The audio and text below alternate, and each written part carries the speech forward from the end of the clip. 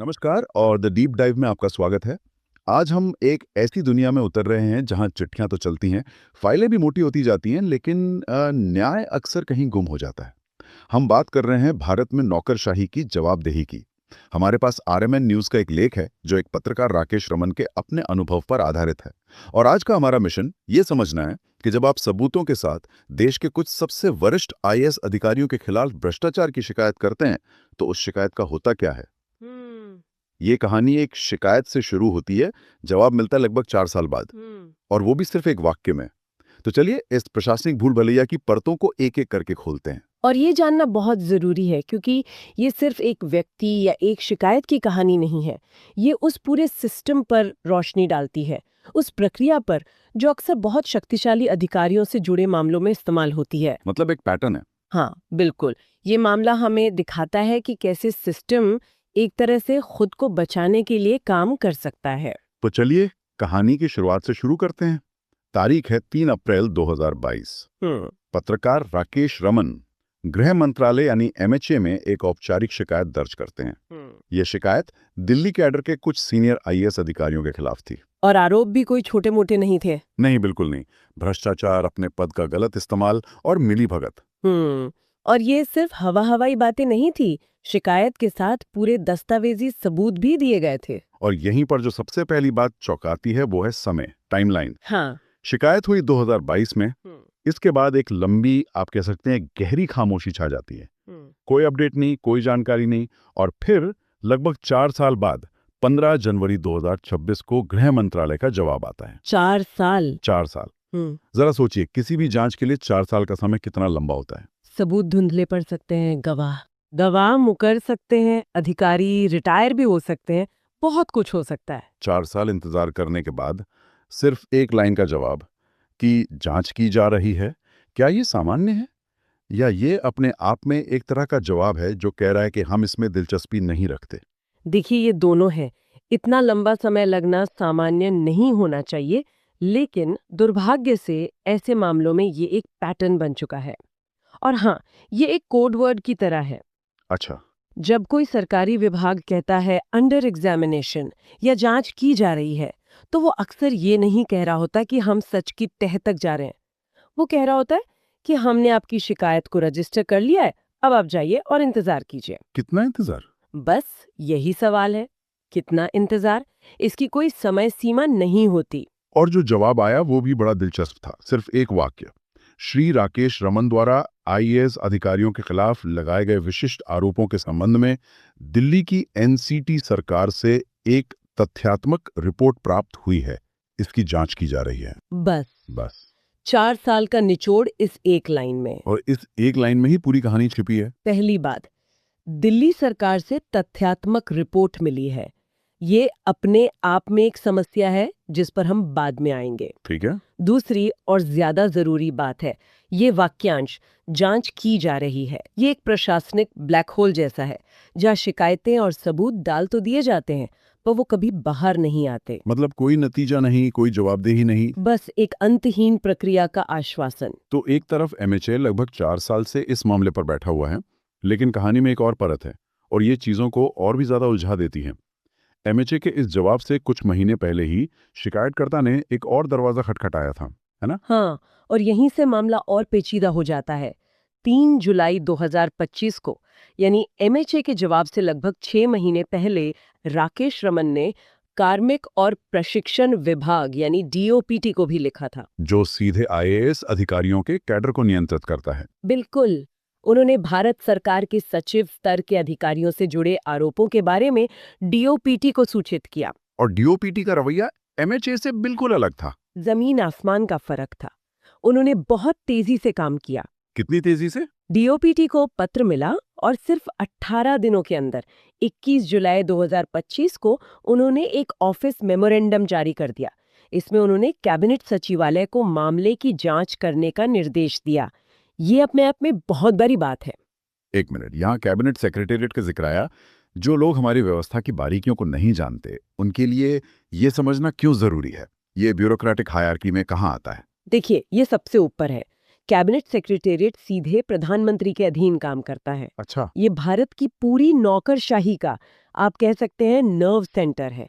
अगर कोई मामला वहां तक पहुंचता है तो इसका मतलब है कि सिस्टम ने ये मान लिया है कि ये आरोप बेहद संगीन है और इन्हें किसी छोटे मोटे विभाग के स्तर पर नहीं निपटाया जा सकता। मतलब आरोपों में इतना दम था कि देश की सर्वोच्च प्रशासनिक संस्था को इसमें दखल देना पड़ा। हाँ, बिल्कुल। ये तो अविश्वसनीय। मतलब देश की दो सबसे शक्तिशाली संस्थाएं एक ही मामले पर काम कर रही हैं। एक तरफ डीओपीटी ने मामला कैबिनेट सचिवालय को भेज दिया है जो जांच कर रहा है, और दूसरी तरफ गृह मंत्रालय 4 साल बाद कह रहा है कि वो दिल्ली सरकार से मिली एक रिपोर्ट की जांच कर रहा है। क्या उन्हें एक दूसरे के काम के बारे में पता नहीं, या वो दिखाना चाहते हैं कि उन्हें पता नहीं? यहाँ चल क्या रहा है? यही तो सबसे बड़ा सवाल है। और जब शिकायतकर्ता ने 15 जनवरी 2026 को एमएचए को बताया कि इस मामले में कैबिनेट सचिवालय भी जांच कर रहा है, तो उन्हें स्थिति साफ करनी चाहिए थी। बिल्कुल, उन्हें स्थिति स्पष्ट करनी चाहिए थी। लेकिन जैसा कि लेख बताता है, 26 जनवरी तक एमएचए की तरफ से कोई जवाब नहीं आया। ये दो बातें हो सकती हैं।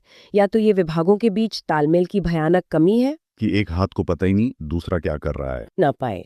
और लेखक के अनुसार ये कोई अकेली भूली भटकी घटना नहीं है। नहीं, वो इसे एक स्थापित पैटर्न का हिस्सा बताते हैं जिसपे उन्होंने अपनी इंडिया करप्शन रिसर्च रिपोर्ट 2025 में उजागर किया है। हाँ, वो इस मामले को एक केस स्टडी की तरह पेश करते हैं।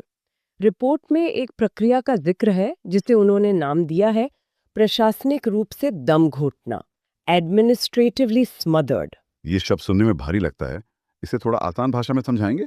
ये दम घोटना कैसे काम करता है? सोचिए, ये किसी केस को सीधे सीधे बंद करने जैसा नहीं है।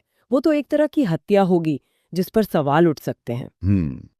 ये उसे एक ऐसी भूल भुलैया में डालने जैसा है जहां वो धीरे धीरे खुद ही सांस लेना बंद कर दे। कोई खून नहीं, कोई हथियार नहीं, बस फाइलों, चिट्ठियों और ज्ञापनों का एक अंतहीन सिलसिला। मतलब कार्रवाई का दिखावा तो होता है पर असल में कुछ नहीं होता। बिल्कुल। इस तकनीक के कुछ तयशुदा कदम है। पहला, वरिष्ठ अधिकारियों के खिलाफ शिकायतों को कभी सीधे खारिज नहीं किया जाता। उन्हें हमेशा जांच के अधीन रखा जाता है, जैसा इस केस में हुआ। हाँ। दूसरा, मंत्रालय एक दूसरे को पत्र भेजते रहते हैं। एमएचए डीओपीटी को लिखेगा, डीओपीटी कैबिनेट सचिवालय को लिखेगा। इससे एक भ्रम पैदा होता है कि देखो कितनी कार्रवाई हो रही है, फाइलें एक टेबल से दूसरी टेबल पर घूम ही है। लेकिन असल में वो सिर्फ समय बर्बाद करने की एक रणनीति है। और इस रणनीति का तीसरा और सबसे महत्वपूर्ण हिस्सा, जैसा कि इस मामले में भी हुआ, राज्य सरकारों से तथ्यात्मक रिपोर्ट मांगना है। हाँ, और यही इस सिस्टम की सबसे बड़ी खामी है। एमएचए कहता है कि हमें दिल्ली सरकार से रिपोर्ट मिली है, लेकिन आरोप तो दिल्ली कैडर के अधिकारियों पर ही है जो दिल्ली सरकार के साथ मिलकर काम करते हैं। ये तो हितों के टकराव का एक क्लासिक मामला है। आप उसी संस्था से एक निष्पक्ष रिपोर्ट की उम्मीद कैसे कर सकते हैं जिसके अधिकारी खुद आरोपों के घेरे में हो सकते हैं? ये तो ऐसा हुआ कि आप आरोपी से ही पूछ रहे हैं कि क्या आपने जुर्म किया है। बिल्कुल। तो इसका अंतिम नतीजा क्या होता है? ये पूरी प्रक्रिया कहाँ जाकर खत्म होती है? इसका नतीजा होता है शून्य, 0। कोई एफआईआर दर्ज नहीं होती क्योंकि पुलिस को ऊपर से कोई निर्देश नहीं मिलता। कोई विभागीय कार्रवाई नहीं होती क्योंकि जांच तो चली रही है। आरोपी अधिकारी या तो अपनी नौकरी पूरी करते रहते हैं या फिर सम्मान के साथ रिटायर हो जाते हैं। और फिर सालों बाद जब शिकायतकर्ता थक हार जाता है और मीडिया भी भूल जाता है, तो फाइल को किसी अस्पष्ट सी टिप्पणी के साथ चुपचाप बंद कर दिया जाता है। भ्रष्टाचार के मामले खारिज नहीं होते, उनका दम घोट दिया जाता है। तो हम जिसे जांच समझ रहे हैं वो असल में सिर्फ एक औपचारिक पत्राचार का खेल है।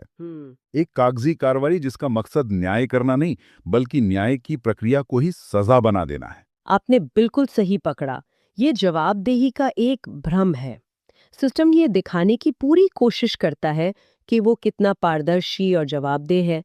देखो, हमने शिकायत दर्ज की, हमने पत्र भेजे, हमने रिपोर्ट मंगाई। सब कुछ ऑन पेपर है। लेकिन असल में ये पूरा ढांचा अपने ही अधिकारियों को बचाने के लिए डिजाइन किया गया है। जब राज्य सरकार की रिपोर्ट को ही अंतिम सत्य मान लिया जाएगा तो सच्चाई कभी सामने आएगी ही नहीं। ये व्यवस्था जांच का नहीं बल्कि बचाव का एक उपकरण बन जाती है। लेख का निष्कर्ष तो और भी ज्यादा कठोर है।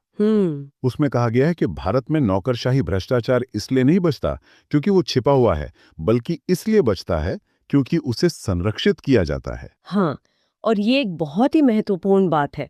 हम अक्सर सोचते हैं कि भ्रष्टाचार अंधेरे कोनों में होता है, लेकिन ये मामला दिखाता है कि भ्रष्टाचार खुली फाइलों में, आधिकारिक ज्ञापनों में और जांच की जा रही है जैसे वाक्यांशों के पीछे फलता फूलता है। मतलब ये सिस्टम की खामी नहीं, सिस्टम का फीचर है। एक तरह से हाँ, उसे प्रक्रिया के पर्दे के पीछे सुरक्षित रखा जाता है। समस्या कानूनों की कमी नहीं है, समस्या उस संस्कृति की है जो शक्तिशाली को किसी भी कीमत पर बचाना चाहती है। तो इसका मतलब यह है कि जब तक सीनियर अधिकारियों के लिए असली परिणाम नहीं होंगे, जैसे कि आपराधिक मुकदमा चले, नौकरी से बर्खास्त किया जाए और जनता के प्रति उनकी जवाबदेही तय हो, तब तक मंत्रालय ऐसे ही एक एक लाइन के बेअसर जवाब भेजते रहेंगे। निश्चित रूप से। जब तक जांच का मतलब सिर्फ फाइलों को घुमाना रहेगा, तब तक कुछ नहीं बदलेगा। असल जवाबदेही तब शुरू होती है जब सवाल पूछे जाते हैं, जब आरोपी अधिकारियों से पूछताछ होती है, जब सबूतों की फोरेंसिक जांच होती है और जब पूरी प्रक्रिया एक तय समय सीमा के अंदर पूरी होती है और पारदर्शिता होती है। और पारदर्शिता होती है।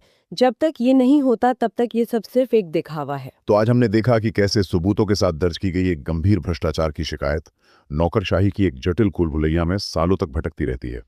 हमने एक ऐसी प्रक्रिया को समझा जहां जांच शब्द का मतलब कार्रवाई करना नहीं, बल्कि कार्रवाई को अनिश्चित काल के लिए टालना बन गया है।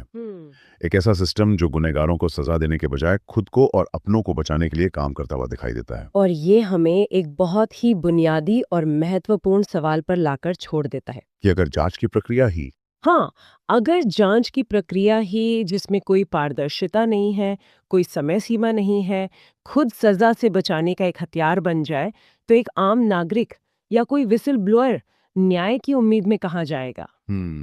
क्या कभी-कभी समाधान खोजने की हमारी प्रक्रिया ही समस्या की असली जड़ बन जाती है? ये एक ऐसा सवाल है जिस पर हम सबको सोचने की जरूरत है।